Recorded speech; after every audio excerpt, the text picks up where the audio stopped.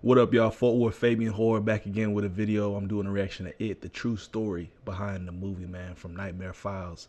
Be sure to like the video, comment down below. Let me know what y'all want to see in terms of horror content. And let's go ahead and hop right into the video. Sunday, January 2nd, 1972. 16-year-old Timothy McCoy got up early to make breakfast.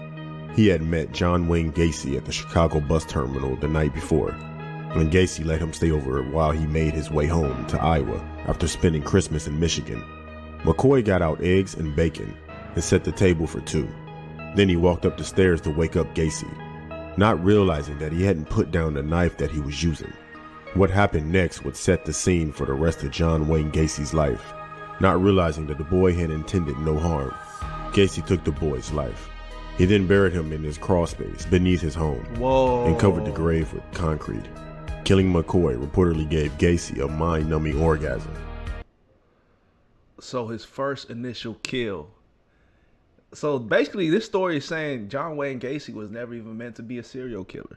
He accidentally murdered his first victim, assuming that dude was trying to kill him because he went upstairs with a knife in his hands. I've never heard that. The murder had allegedly been a mistake, but it instilled in Gacy the ultimate thrill that he would crave for the rest of his life.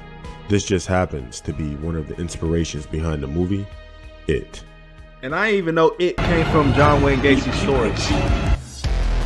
Like, I had no idea John Wayne Gacy, I guess the inspiration behind It was from him. Kind of makes sense though.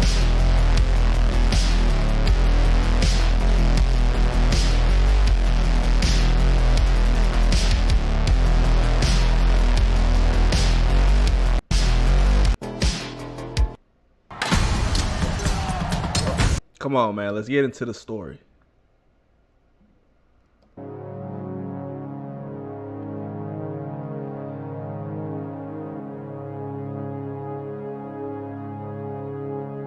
Those who knew John Wayne Gacy would have never expected him to turn out the way he did. Almost everyone who met him described him as a mild-mannered and likable man. For most of his life, he worked in customer service, first managing 3 of his father-in-law's KFC franchises, then starting his own construction business. His customers remembered him as a kind, generous, and willing to help out anyone type of person. He employed local teenagers in need of jobs and contributed heavily to his local junior chamber of commerce. He even took time out on his weekends to dress up as a clown for kids' birthday parties. However, as authorities would learn, something seriously disturbing had been inside him all along. John Wayne Gacy was born in Chicago on March 7, 1942. Chirac. His father had always despised him, calling him a sissy, and abused him from the age of 4. He often berated the boy and whipped him with a belt. Early on, Gacy realized that he was gay, but during the 1950s that was still taboo, so he pretended to be straight his entire life. Gacy had a heart condition that limited his physical activity and plagued him with being fat his whole life. He spent much of his youth in a hospital. When he was 11, doctors discovered that he had a blood clot in his brain. They were able to treat it, but even that didn't spare Gacy from his father's wrath.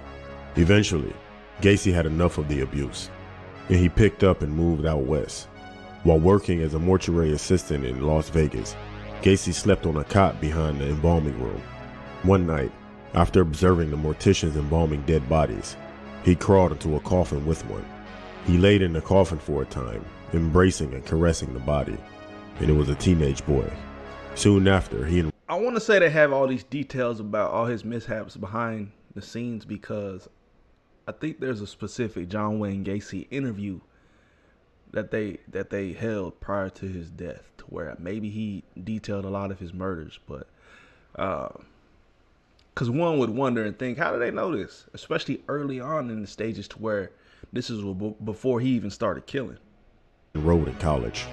After graduating from Northwestern Business College, John Wayne Gacy met Marilyn Myers, a co-worker at a shoe company in Springfield, Illinois.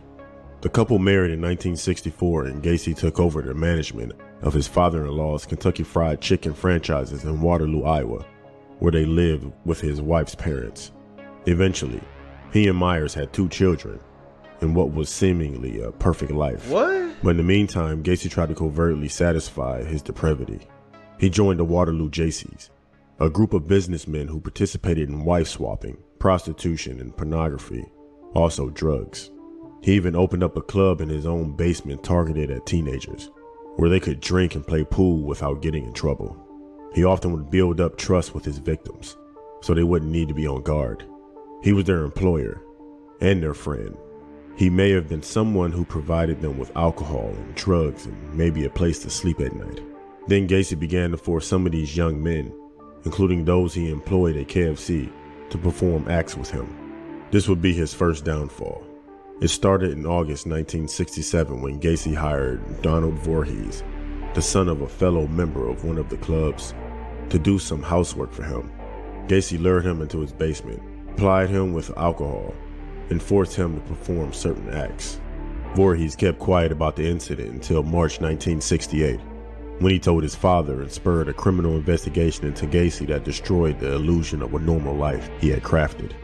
A few months later, he paid a KFC employee $300 to beat up Voorhees, hoping to scare him from testifying in court. But Voorhees escaped and reported an attempted beating, and the case against Gacy only escalated. In December 1967, John Wayne Gacy pled guilty to oral sodomy. At that time, sexual relations between 2 people of the same sex was illegal in Iowa. He was sentenced to 10 years in prison and promptly served divorce papers from his wife, whom he had never seen again. Dang. But less than 2 years after that, John Wayne Gacy was granted parole for being a model. I had no idea Buddy even had kids. So he put on a front the whole time, got married when he liked boys the whole time. He had 2 children. His wife serves him with divorce papers, probably just removes herself completely. He probably never had contact with his children again, but weirdo. Prisoner. During the short time he was incarcerated, Gacy managed to secure a raise for the prison mess hall workers, worked to improve conditions for prisoners, and oversaw the installation of a miniature golf course in a recreation yard. He was given 12 months probation under the conditions that he moved back to Chicago to live with his mother and maintain a 10 p.m. curfew. He agreed and declared. He said that he'll never go back to jail. Months after his release, John Wayne Gacy lured a teenage boy into his house and tried taking advantage of the boy. Gacy was charged with assault, but the charges were dropped when the boy failed to show up to court. Gacy had technically violated his parole, but somehow his parole officer was never aware of the incident. By 1971, Gacy had settled into a new home in Norwood Park, a neighborhood in northwestern Chicago. His yellow brick ranch house there would eventually become a graveyard for 29 young men and boys. It was where all of his gruesome murders would be committed. 29? And also where he would gain a local fame as Pogo the Clown. Butt plug the clown? Check this out. I'm going to show you how. This fool had 29 victims? That's crazy. And I think he kind of is up there in terms of like the most victims, like in the realm of the Ted Bundys and the Jeffrey Dahmers of the world, you know?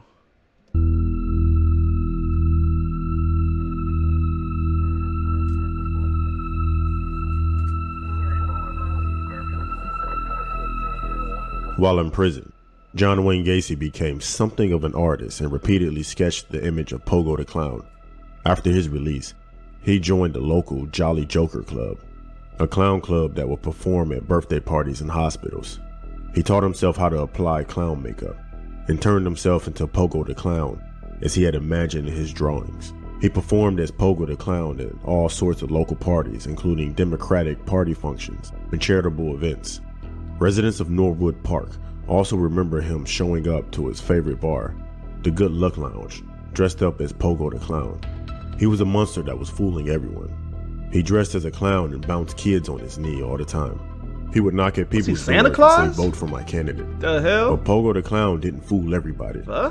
Carol Hoff, his high school sweetheart and second wife, who he married in 1972, questioned his sexuality. How he gonna remarry knowing that he's doing all this stuff on the side? Like, I get you want to have a whole cover, but it didn't work out in the first relationship, bro. Like, you got found out. She divorced you. Now he wants to get another wife knowingly he's not even, like, straight.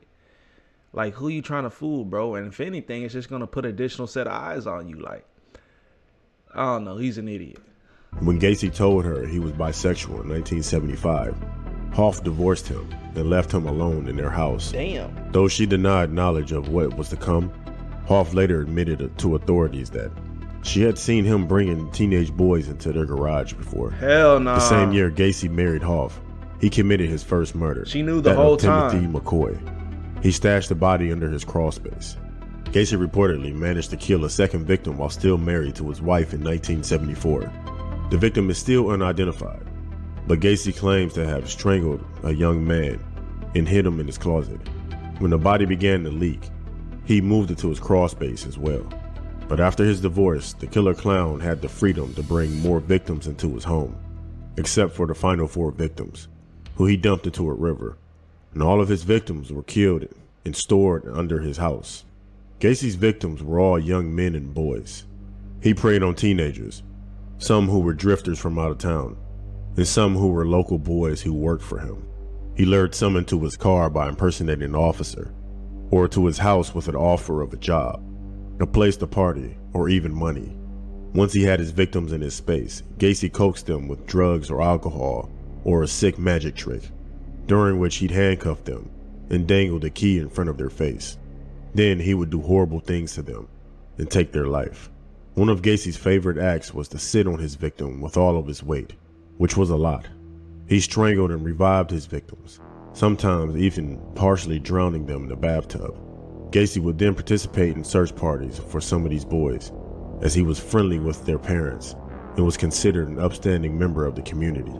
He had set himself up to kill unsuspectedly, but his 33rd murder wouldn't go quite as planned.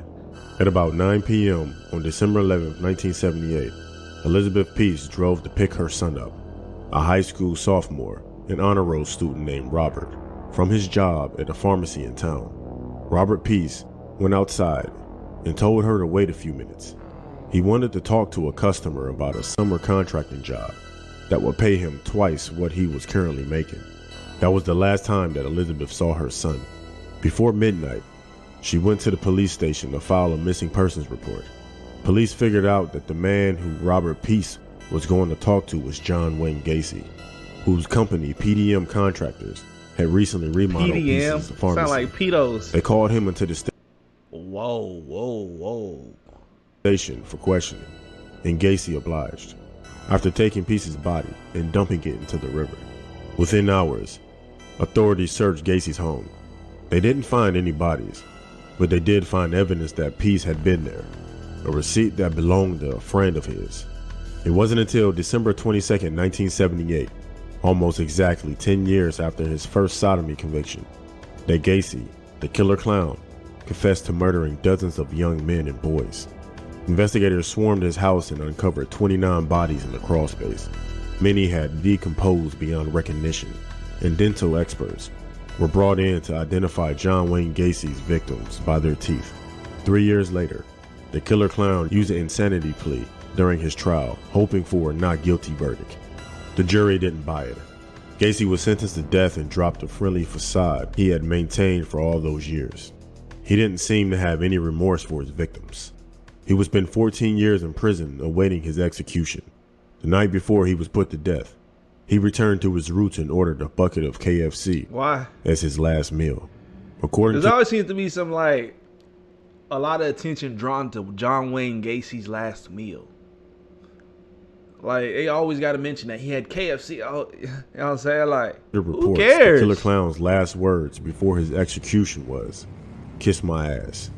Though John Wayne Gacy is long gone, and his house has since been demolished, his legacy lives on. Most of John Wayne Gacy's victims that were retrieved from his crawl space were identified and released to their families. However, 23 years after his death, authorities are still trying to identify the rest. In July 2017, one of the last remaining bodies was finally identified, but his grieving family had already died. 6 of John Wayne Gacy's victims remain anonymous.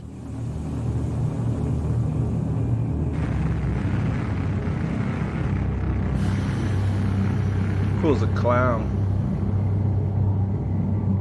Pure clown, bro. figuratively and in every other way possible, man. Dude was a doofus. It's crazy to see the progression of a killer, right? They try to paint this picture like he was just an innocent kid. He got abused by his father, and then, his first murder was accidental. Then something snapped in his mind, and he thought he could do this for just leisure.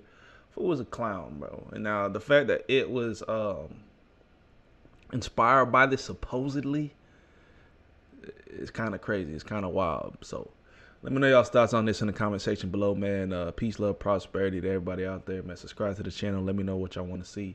We'll catch you on the next video. God bless.